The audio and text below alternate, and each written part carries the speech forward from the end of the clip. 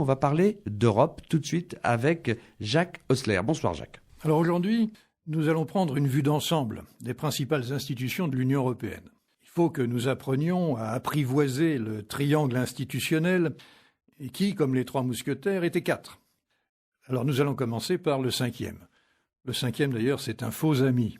Le cinquième, c'est le frère aîné, mais limité dans ses moyens. C'est le Conseil de l'Europe.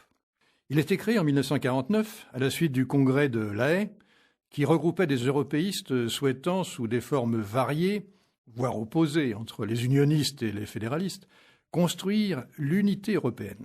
Il rassemble 46 États démocratiques, enfin démocratiques plus ou moins, dont la Russie et la Turquie, plus, entre autres, les 28 États de l'Union européenne. Il siège à Strasbourg. Il est constitué d'une assemblée parlementaire consultative, composée de 315 représentants désignés par les parlements nationaux, un comité des ministres, et surtout une Cour européenne des droits de l'homme, c'est la plus connue. Son fonctionnement est intergouvernemental, et son objet, c'est de promouvoir la démocratie, les droits de l'homme et l'état de droit en Europe. Mais le Conseil de l'Europe, malgré son nom, n'a rien à voir avec l'Union européenne. L'Union européenne, en revanche, c'est le triangle institutionnel, historique, fondamental, constitué de la Commission européenne, du Conseil des ministres de l'Union européenne et du Parlement européen. Alors, voyons la Commission européenne. C'est l'incarnation de l'intérêt général face aux intérêts nationaux. La gardienne des traités, c'est un lieu d'impulsion. Mais la Commission n'est pas un gouvernement, même si elle doit procéder à des appréciations politiques avant de faire des propositions. Elle dispose d'une expertise technique certaine. Et surtout, elle bénéficie du monopole d'initiative des propositions de directives et de règlements au Parlement européen. Elle est indépendante. Les commissaires ne doivent ni solliciter ni accepter de directives de leur État d'origine. Et cette commission délibère d'une façon collégiale, c'est-à-dire que les décisions doivent être partagées entre tous les commissaires et n'est pas réservée à celui qui détient le portefeuille. Mais il faut reconnaître que l'équipe est trop nombreuse. À un certain moment, il avait été décidé qu'il n'y aurait plus un commissaire par État, mais il a fallu rapporter cette décision parce que l'Irlande avait voté non. On comprend que les petits pays veuillent préserver leur présence dans cette commission. La durée du mandat coïncide avec celle des parlementaires. Il y a aussi coïncidence des dates, ce qui fait que le Parlement européen joue un rôle croissant dans leur désignation.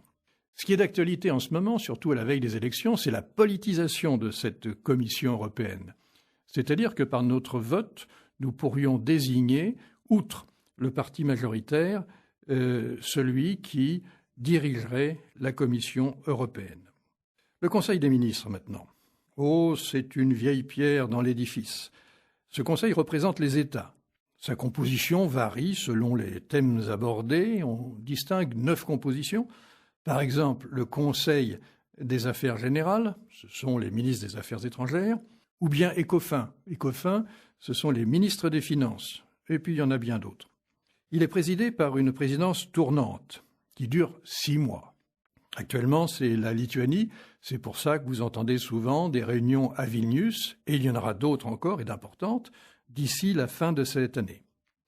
Cette présidence tournante assure l'égalité des pays, mais génère une certaine confusion. Il y a des changements de priorité à chaque changement de présidence. Il y a une faible fréquence parce qu'à 28, son tour ne revient que tous les 14 ans. Et puis une lourdeur parce qu'il faut transmettre tous les dossiers en cours tous les 6 mois. D'où l'idée d'une présidence permanente qui actuellement est expérimentée pour les affaires étrangères et la défense. C'est Catherine Ashton qui est présidente pour 5 ans. Alors la présidence organise et dirige les travaux, représente l'Union européenne à l'extérieur. Le Conseil décide dans la discrétion, trop de discrétion d'ailleurs, ce qui lui permet peut-être d'échapper à ses responsabilités. Il souffre de modifications permanentes en fonction des élections nationales. Et 28, c'est quand même très nombreux. On a perdu la complicité d'origine du temps des 6 pays où même Maurice Couve de Murville était complice de ses pairs. Ses attributions sont nombreuses et tous azimuts. Il a un pouvoir législatif, de codécision avec le Parlement, un pouvoir exécutif. Et ce Conseil peut aussi se réunir en dehors des traités de l'Union européenne. Ce sont les mêmes hommes, mais qui décident cette fois-ci en intergouvernemental pur. Le Conseil européen.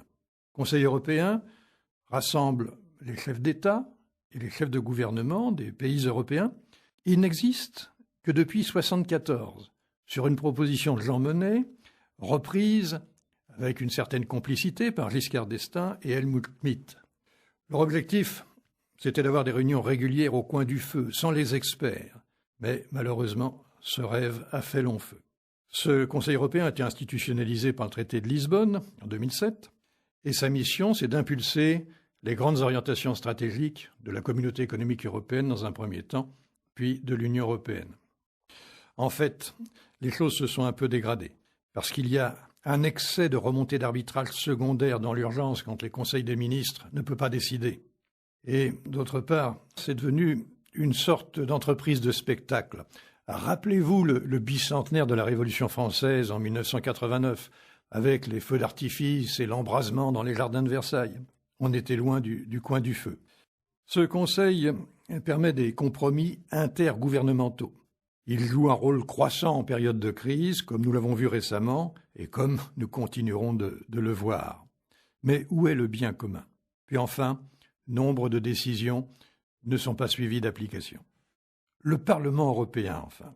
Le Parlement européen a bénéficié d'une longue marche de l'Assemblée consultative désignée au début au Parlement élu d'aujourd'hui. C'est presque un vrai Parlement. Ses pouvoirs sont étendus. Les pouvoirs de nomination de la Commission européenne, les pouvoirs budgétaires, aussi bien dans le budget annuel que dans le cadre financier pluriannuel, des pouvoirs de contrôle et enfin un pouvoir législatif. Il représente les peuples européens face aux États, dans le cadre de la codécision qui est devenue maintenant la procédure législative ordinaire. Alors, en conclusion, que dire? Si tout cela fonctionnait idéalement, le Conseil européen tracerait les grandes orientations. La Commission européenne les traduirait en propositions de directives. Le Conseil des ministres et le Parlement européen décideraient. Les États nationaux transposeraient et mettraient en œuvre. En fait, ce ne sont pas des technocrates anonymes qui décident à Bruxelles, ce sont nos représentants, ce sont nos élus qui ont le dernier mot. Et bien sûr, si nous votons. Trop d'hommes et de femmes politiques se cachent derrière Bruxelles et instrumentalisent l'Europe comme bouclier ou comme bouc émissaire. Alors, mesdames et messieurs, faisons preuve de discernement. Ne nous laissons pas abuser.